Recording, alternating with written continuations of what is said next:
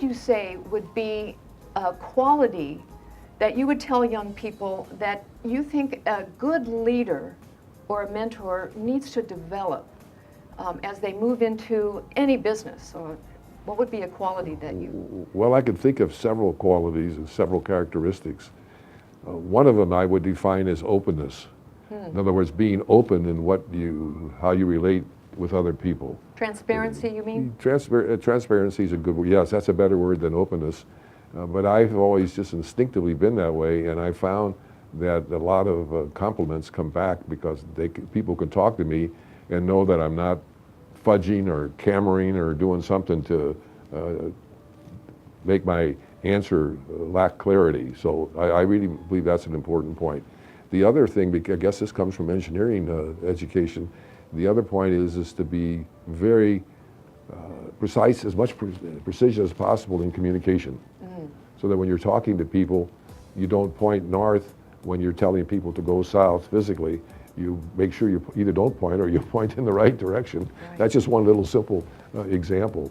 Mathematics teaches people also to communicate more precisely. So I have found that maybe I'm overly precise in communication, but I find myself questioning people about things that they're talking about. I think that's really a very important point. And when I interview people, I very much pay attention to their preciseness in their communications of answers and questions that they ask. That's excellent. Thank you so much for that, because I think it's a wonderful quality to have. And I just want to mention too is how I know you.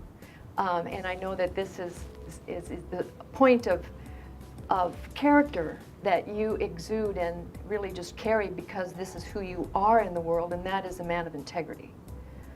So I would say that, you know, that is what you represent to me, and that's a quality that one needs to have as well, right? Thank you. I think that's, for me, that's somewhat instinctive, but maybe for a lot of business people it may not be so instinctive, but I agree with you.